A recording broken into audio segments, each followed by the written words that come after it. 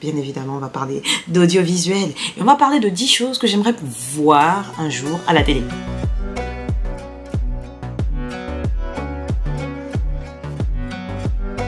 Salut mes petits crasseux, comment va-t-on? Ça te me tenir. Aujourd'hui, on va parler de quelque chose qui me passionne. Bien évidemment, on va parler d'audiovisuel. Et on va parler de 10 choses que j'aimerais voir un jour à la télé. D'accord? Que je n'ai pas encore vu ou que je n'ai pas assez vu. Parce que, vous voyez, je trouve qu'en ce moment, l'audiovisuel manque de diversité. Ok. Dans différents domaines et pas seulement sur le type de personnage. Parce que bon, ça, on est tous au courant, on se sait, c'est toujours les mêmes têtes qu'on voit tout le temps. Whatever. Mais là, aujourd'hui, on va parler de diversité, mais sur le scénario et sur le type de production audiovisuelle. Vous voyez ce que je veux dire? Parce qu'en vrai, il y a de quoi faire. Bon, vous savez que je suis une obsédée de la romance. Vous êtes au courant que pour moi, si une histoire, il n'y a pas un peu de romance à un moment, je souffle très souvent. Discrètement, mais je souffle quand même. Vous voyez ce que je veux dire? Et je pense qu'à un moment, il va falloir qu'on se mette d'accord, pour avoir droit à un certain type de romance. Bro, what are you talking about, man? C'est-à-dire que les mises en couple éclatées au sol qui se basent à 90% sur l'aspect global des deux enfants, je ne vois pas le but. Genre, je pense qu'en 2023, d'accord, j'aimerais vraiment avoir, genre, des comédies romantiques ou des romances où vraiment on est sur la découverte de qui est l'autre. Ah, what the fuck? Vous voyez ce que je veux dire? Pas sur un truc genre... elle est trop belle, elle est trop intelligente. Frère, dans quel sens elle est intelligente? Quand on regarde le film, il n'y a rien qui nous montre que la voix est intelligente en fait. Montrez-nous par les faits, pas par les propos. Vous voyez ce que je veux dire? Et pas uniquement sur l'intelligence scolaire en fait. Parce que l'intelligence scolaire et l'intelligence de la vie, ce n'est pas la même chose. Merci beaucoup. Il y a beaucoup de gens ici là, ils sont médecins, bac plus 17, mon frère. Mais dès que tu commences à parler des choses de la vie, tu as l'impression de parler à un nouveau-né. Est-ce que je mens? Bref, donc je pense que c'est un domaine où ça manque un peu. C'est-à-dire des mises en couple où en fait, tu comprends pourquoi les deux vont ensemble parce qu'il y a une perception de la vie, perception de l'humanité. Les besoins sont les mêmes. Il y a un vrai lien, il y a une vraie attirance autre que physique ou sur le matelas qui fait que tous les deux se complètent et s'emboîtent parfaitement. Ce qui veut dire qu'au final, on comprend après que ça aille sur autre chose. Vous voyez ce que je veux dire? Ou alors, vous maintenez une certaine distance qui fait qu'on est vraiment sur un apprentissage de la connaissance de l'autre d'une certaine façon avec une certaine méthode de communication un peu différente, ce qui fait que du coup on va éloigner tout ce qui pourrait être superficiel pour se focaliser vraiment sur l'essentiel de la relationship. That doesn't make no sense. My man. Beaucoup de romances là, on est beaucoup sur je l'ai vu, il était trop beau, wow, amazing. Wow, je l'ai vu, elle est trop belle, wow, amazing. 2023? Really? Really? Et ça, c'est purement pour ma personne. Je sais pas pour vous. Bon, je pense que vous savez que je suis une adepte inconditionnelle des films de catastrophes naturelles. Vraiment, j'aime les moments où Mère Nature pète les plombs. Tu vois ce que je veux dire? Malheureusement, c'est souvent contre nous. Mais après, j'ai envie de dire, est-ce que vraiment on ne le mérite pas un peu? Voilà, bref, donc du coup, je vais pas vous mentir, j'aimerais avoir un film, d'accord, de catastrophe naturelle, d'accord, mais avec une voix off, et la voix off, c'est Mère Nature. Avec le point de vue de Mère Nature qui nous regarde en train de se faire piétiner, on se fait piétiner là par les éléments naturels, et c'est elle qui fait la voix off.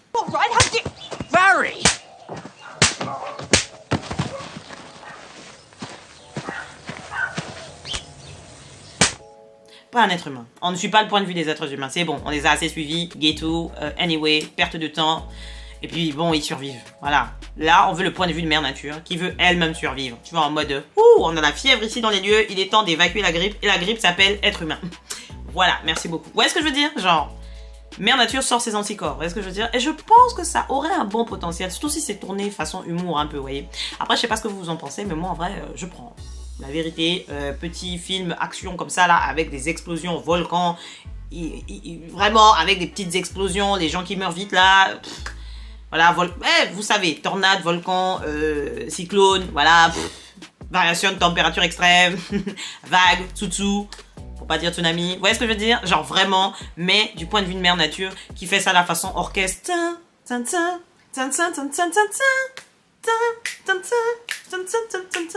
hey. Bref. J'aimerais savoir, vous, dans les commentaires, vous voyez la chanson que je viens de chanter? Vous la connaissez? On est d'accord que c'est une chanson twerkable quand même. Elle est totalement twerkable, on est d'accord. Bref, c'était une petite parenthèse, j'attends en commentaire, je veux savoir ce que vous en pensez. Mais je trouve que c'est une chanson sur laquelle tu peux vraiment bien faire vibrer une fesse et une autre. Bref, certaines personnes ne sont pas d'accord avec moi. On ne va pas aborder le sujet, voilà. Je n'ai pas envie de mettre en danger notre relation amicale. Mais, on n'est pas d'accord. Ça, je sais que c'est un concept qui existe probablement déjà dans les livres. Mais en vrai, j'aimerais bien avoir genre des films ou des séries avec des zombies ou des vampires, ou les deux, mais qui sont véganes. C'est-à-dire qu'ils n'essayent pas de nous croquer la nuque. Vous voyez ce que je veux dire? Ils essayent de manger autre chose pour pas croquer la nuque d'êtres humains, ou alors ils se procurent leurs éléments, les aliments dont ils ont besoin en sous-marin. Okay. Vous voyez? Ouais. Mais les deux ensemble dans le même monde. Vous voyez ce que je veux dire? Des zombies. Et du coup, ils se font des groupes de soutien et tout en mode ouais, moi franchement, j'en suis à ma 3e année. Franchement, vous voyez ce que je veux dire? Genre, tout un truc avec un suivi psychologique comme ça là, en mode c'est trop bien, on est trop fort et tout, on est sur notre 3e année, on arrive à vivre parmi eux et tout. Waouh, coexistence, vraiment, c'est une espèce. Franchement, il y a moyen de moyenner. Après, on peut faire ça dans un contexte où il y a beaucoup moins d'êtres humains. Parce qu'en vrai, là, on est 8 milliards. Donc en vrai, si les zombies commençaient à nous croquer, ils auraient une marge. Mais si on peut décaler ça genre sur une période où genre on est genre plus que 1 milliard grand max ou 2 milliards, tu vois ce que je veux dire, où ils commencent à se dire ouais bon, faut commencer à doser dans l'excès, tu vois ce que je veux dire. Ça a un potentiel, vous voyez ce que je veux dire. Je sais pas ce que vous en pensez, mais ça a un potentiel. Réfléchissez-y, j'attends vos commentaires. Et du coup, on va revenir sur les bails de perception. Et en vrai, je pense avoir trouvé la solution pour les films Jurassic Park.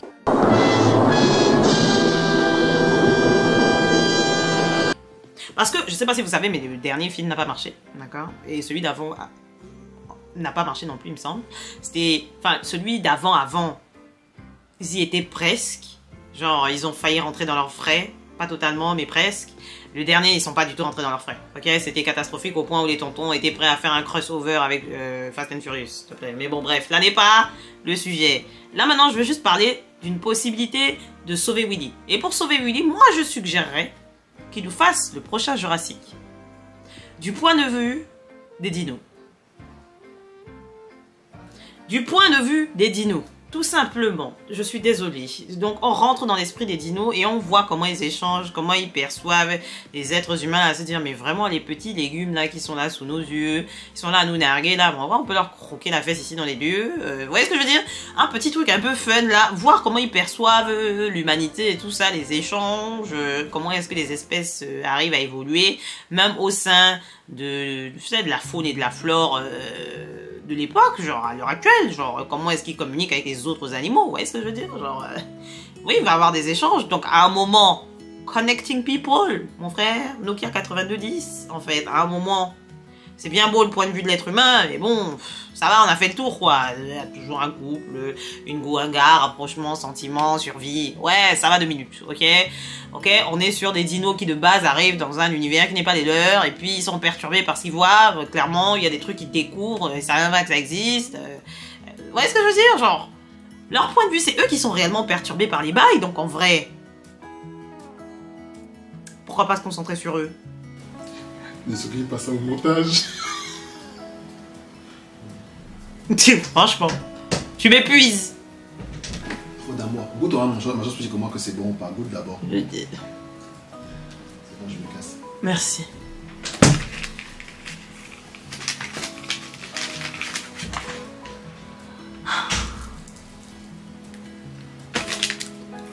La part de mon frère. Il veut pas que je m'aigrisse trop. Ça. Ensuite, on peut faire une série, ok, sur le même thème que les téléréalités, voyez ou pas, mais sur des extraterrestres qui explorent la Voie lactée. Je sais pas ce que vous en pensez, mais je pense que ça a un potentiel de ouf. Avec une petite saison où ils vont passer vers chez nous, vous voyez ce que je veux dire? Bref, ghetto de ouf, on sait très bien, ils vont probablement finir dans des éprouvettes, mais bon bref.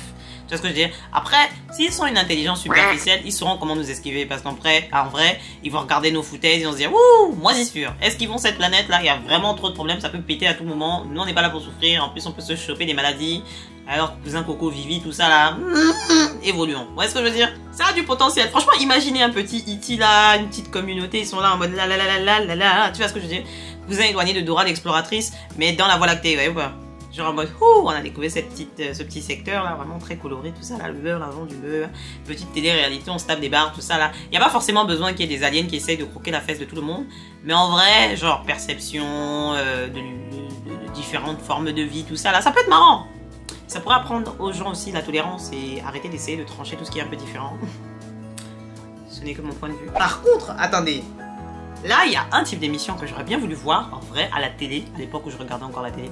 Ça aurait été une émission qui suit des personnes, passées 30 ans, qui ont eu la chance de pouvoir découvrir un métier et qui se sont rendus compte que ce métier ne leur correspondait pas et qui se sont réorientés en fait.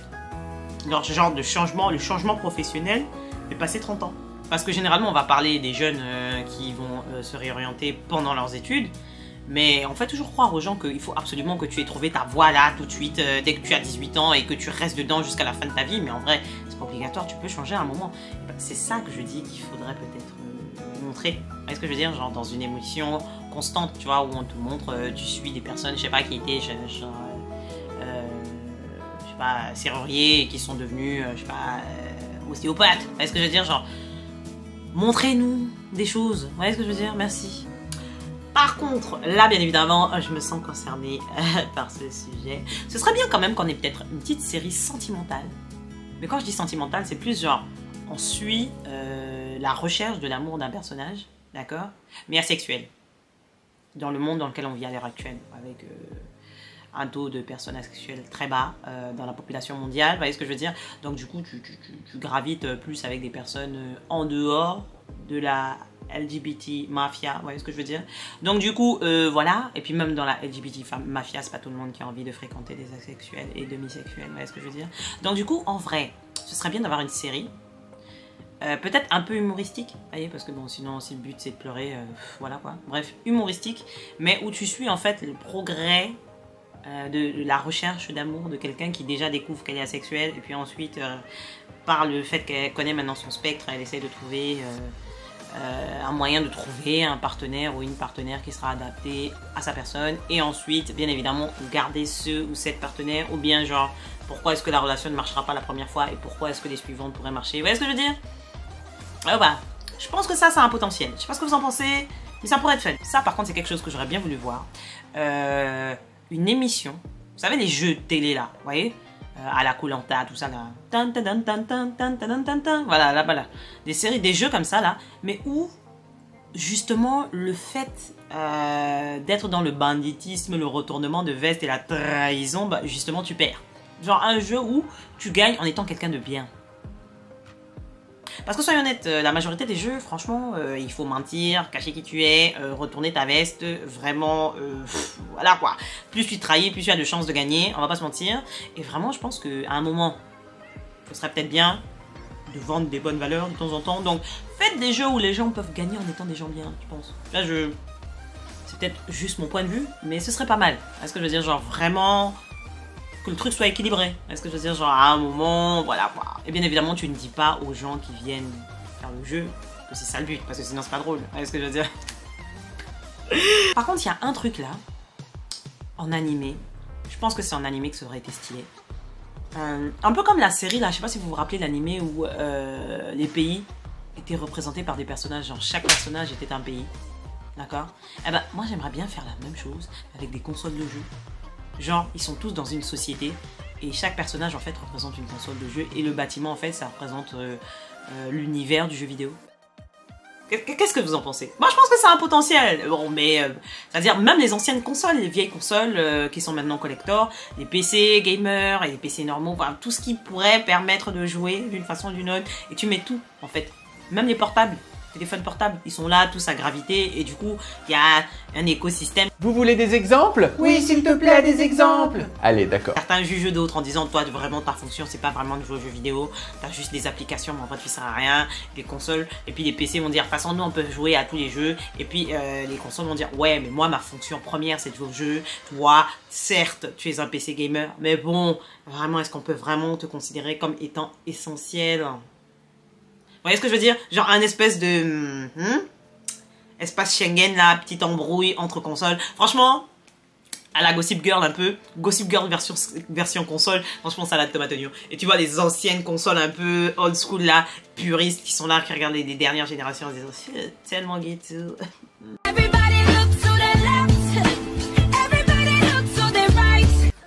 Qu'est-ce que vous en pensez? Moi, je pense qu'il y a un potentiel. Il y a moyen de moyenner. Et pour finir, je pense qu'on pourrait faire un truc genre sur l'amitié.